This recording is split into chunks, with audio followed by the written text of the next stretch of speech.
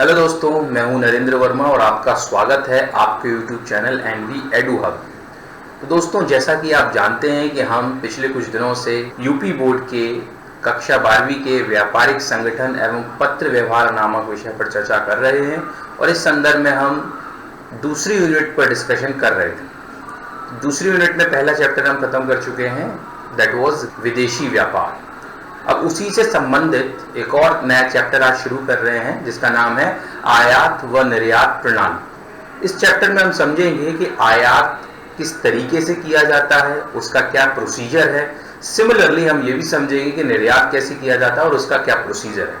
पिछले कुछ वीडियोस में हमने डिस्कस किया था आयात व निर्यात में प्रयोग में आने वाले प्रमुख प्रलेखों के बारे में। तो वहां जो हमने प्रलेखों के बारे में समझा था वो प्रलेख यहाँ पर इस्तेमाल होंगे, तो यहाँ भी हम उनकी चर्चा करेंगे। बीच बीच में आपको बताता रहूंगा कहाँ पर कौन सा प्रलेख प्रयुक्त होगा, जिससे कि आप उसको कोरिलेट कर सकें।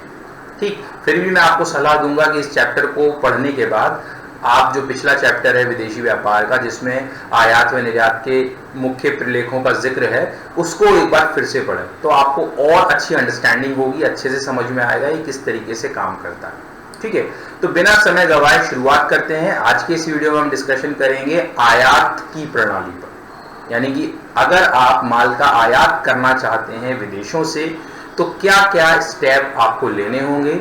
मुख्य रूप से 15 स्टेप्स का यहाँ पर जिक्र किया गया है, तो वो 15 चरणों को आज हम डिस्कस करेंगे बाय एंड बाय। चलिए शुरुआत करते हैं। देखिए, सबसे पहला जो स्टेप है वो क्या है, विक्रेता देश एवं फर्म का चयन करना। अब देखिए होता क्या है, ये मान लेते हैं हम कि ये क्या है, हमारा आयातक देश है।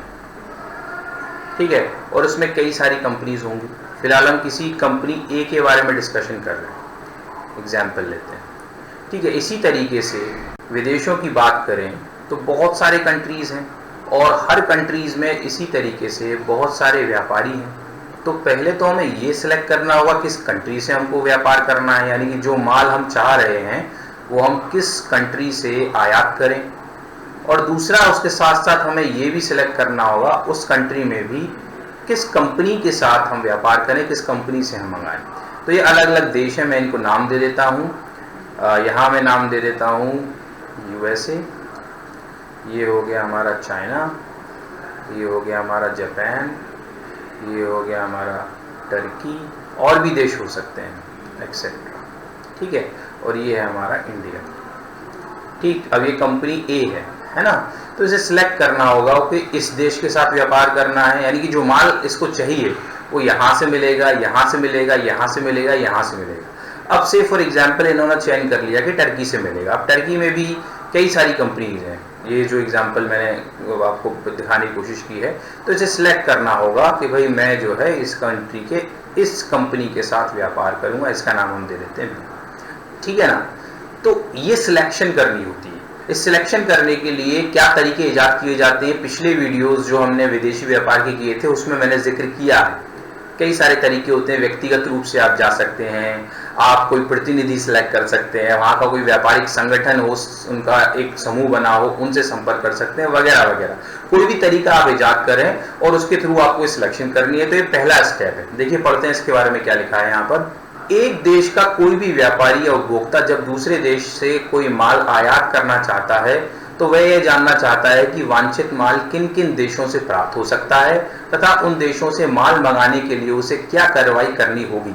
इस संबंध में विभिन्न व्यापारियों को एवं प्रतिनिधियों को पत्र लिखकर या अन्य प्रकार से पूछताछ करता है। इस पूछताछ के उत्तरों के आधार पर वह निर्णय करता है कि उसे किस देश से माल आयात करना है। तो पहले, अब ये जानकारी इतनी आसान नहीं है जिस तरीके से हमने आप बता दें कि ये सिलेक्ट किया। अब ये सिलेक्ट किया, उसके पीछे उसने क्या किया होगा, कांटेक्ट करने की कोशिश की होगी। ठीक है ना, और पूछताछ की होगी। सबसे बड़ी चीज है यहाँ पर पूछताछ करना।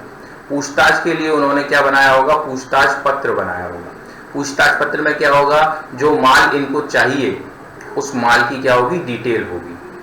ठीक है, और जो जिन नियम में शर्तों पे चाहिए तो वो टर्म्स एंड कंडीशंस भी उसके अंदर लिखी होगी। ठीक है ना, तो ये सब चीजें इन्होंने इंक्वायरी लेटर के तौर पे भेजी होंगी डिफरेंट कंट्रीज के डिफरेंट कंपनीज को। ठीक है, अब किसी एक के साथ इनकी ट्यूनिंग बैठी, रिप्लाई हो सकता है काफी के आए हों। जब इन्होंने ये पूछताछ पत्र भेजा होगा तो कई सारी कंट्रीज ने, हो सकता है इसने भी भेजा हो, इसने भी भेजा हो, इसने भी भेजा हो, इसकी कई कंपनीज ने भेजा हो, इसकी कई कंपनीज ने भेजा हो। इन सब ने क्या भेजा होगा? इन सब ने भेजा होगा कोटेशन लेटर, जिसे हम क्या कहते हैं, निर्ख पत्र, ये भेजे होंगे। यानी कि इनके पास जो माल अवेलेबल है आपके इंक्वायरी के अकॉर्डिंग, उसकी डिटेल, उसके रेट्स, उसकी क्वालिटी, उसकी वैरायटी, उसका साइज और इनके व्यापार करने की शर्तें, सब कुछ लिख के भेजा होगा। अब कई सारे कोटेशन लेटर इनके पास आ गए, इनको सिलेक्ट करना है। इस कंपनी जो ए है हमारी, इसको सिलेक्ट करना है, किसके साथ करना है। तो इसने क्या सिलेक्ट किया? भाई हम टर्की के कंपनी बी के साथ व्यापार करेंगे, ठीक है ना। अब कोटेशन लेटर कंपनी बी ने भी भेजा था। अब क्या होगा? अब ये जो हमारा ए है, ये क्या करेगा? इनको ऑर्डर प्लेस करेगा, यानी कि आदेश देगा, ठीक है, या फिर वो इंडेंट देगा। हमने पढ़ा था ना विदेशी व्यापार में कि अगर डायरेक्ट हम मैन्युफैक्चरर को निर्देश देते हैं तो ऑर्डर होगा, लेकिन अगर हम किसी प्रतिनिधि के माध्यम से संपर्क करते हैं तो क्या करेंगे? हम इंडेंट देंगे। तो लेकिन इस स्टेप से पहले एक स्टेप और आएगा। देखिए, पहला स्टेप हमारा क्या हुआ? विक्रेता देश एवं फर्म का चयन करना, ये हमने कर लिया। अब हमें इसे आदेश देना या इंडेंट देना वो हम डिसाइड करेंगे, लेकिन उससे पहले अब ये तो तय हो गया कि हमें विदेश में माल मिल रहा है। अब हमें विदेश से, और ये भी स्पेसिफाई हो गया, हमें इस कंट्री के इस कंपनी से परचेज करना है। तो हमें क्या करना पड़ेगा? अगर हम पहली बार आयात कर रहे हैं तो हमें क्या करना पड़ेगा? आयात का लाइसेंस लेना पड़ेगा। तो जो लोग पहले से आयात कर रहे हैं तो उनको लाइसेंस लेने की आवश्यकता नहीं होती है, लेकिन अगर आप पहली बार कर रहे हैं तो आपको आयात का लाइसेंस लेना पड़ेगा। तो दूसरा स्टेप हमारा क्या है? हम ये मान के चल रहे हैं कि पहली बार आप कर रहे हैं, इसलिए आयात लाइसेंस प्राप्त करना। तो देखिए, हमारे इंडिया में पहले जो एक्ट था इसमें, वो था आयात तथा निर्यात नियंत्रण अधिनियम 1947, लेकिन अब इसको रिप्लेस कर दिया है किस एक्ट ने? आ गया हमारा इंडियन फॉरेन ट्रेड एक्ट 1992। तो अब इस एक्ट के तहत नियंत्रण रखा जाता है। पुराना मटेरियल है इसलिए यहाँ पर ये दिया हुआ। खैर, तो जो भी अधिनियम हमारे देश में काम कर रहा हो वो क्या करेगा? इस पर नियंत्रण रखता है और वो आपको लाइसेंस देने का प्रोसीजर होता है। अब देखिए, लाइसेंस क्यों जरूरी है? 3 उद्देश्य है लाइसेंस के। एक तो विदेशी मुद्रा का सदुपयोग, ठीक भाई, आप जब जिस देश के साथ व्यापार करेंगे, जाहिर सी बात है इसको पेमेंट किस करेंसी में करेंगे? इसके देश की करेंसी में करेंगे, तो वो फॉरेन एक्सचेंज आपको लेना पड़ेगा, ठीक है। लेकिन आप उसका सदुपयोग करें, इसलिए लाइसेंस के थ्रू जाना बेहतर रहता है। दूसरा क्या है? केवल बहुत आवश्यक वस्तुएं ही आयात करना। एक अगेन इंपॉर्टेंट पॉइंट है। देखिए, मैंने आपको पहले भी बताया हुआ, एक बार फिर से बता रहा हूं कि हर देश क्या चाहता है कि उसका जो आयात है वो कम से कम हो और जो निर्यात है वो ज्यादा से ज्यादा हो। क्यों ऐसा चाहता है? क्योंकि इससे क्या होगा? उसके पास विदेशी करेंसी आएगी। विदेशी करेंसी आएगी तो उससे क्या होगा कि हमारा कंट्री और ज्यादा मजबूत होगा। तो केवल जो बहुत ही आवश्यक वस्तुएं हैं उनके लिए ही आयात की परमिशन दी जाती है, ठीक है। इसलिए ऐसा है और इसलिए लाइसेंस की व्यवस्था रखी भी गई है, ठीक है। निर्यात में तो बहुत सारी चीजों को बिना करके भी आप भेज सकते हैं, ठीक है, लेकिन आयात में ऐसा नहीं होता है। तो केवल बहुत आवश्यक वस्तुएं ही आयात करना, ये भी एक उद्देश्य है। देश में निर्मित होने वाले माल के आयात पर प्रतिबंध लगाकर देशी उद्योगों को संरक्षण देना, ये भी एक उद्देश्य है, ठीक है। जब लाइसेंस होगा तो क्या होगा? कम लोग इसमें पार्टिसिपेट करेंगे, तो ये है, ठीक। तो अब देखिए, आप क्या करेंगे? आप लाइसेंस लेने की प्रक्रिया से होकर गुजरेंगे और उस संदर्भ में क्या है, आगे पढ़ते हैं। आयात लाइसेंस प्राप्त करने हेतु आयातकर्ता को सर्वप्रथम यह मालूम करना पड़ेगा कि जिस माल का वह आयात करना चाहता है वह किस श्रेणी में आता है। सामान्यतः आयात माल को 2 श्रेणी में बांटा जाता है। प्रथम, ऐसा माल जिसके आयात में उदारता बरती जाती है और जिसके लिए केवल खुले सामान्य लाइसेंस की आवश्यकता होती है।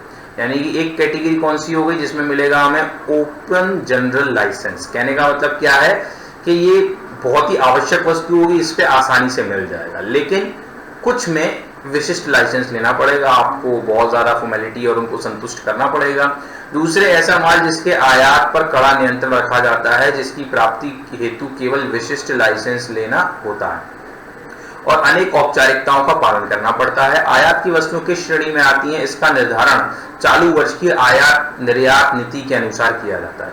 अब देखिए, कौन सी कैटेगरी में कौन सा माल आता है, जो गवर्नमेंट पॉलिसी बनाती है आयात निर्यात की, उसके अकॉर्डिंग डिसाइड होता है, ठीक है।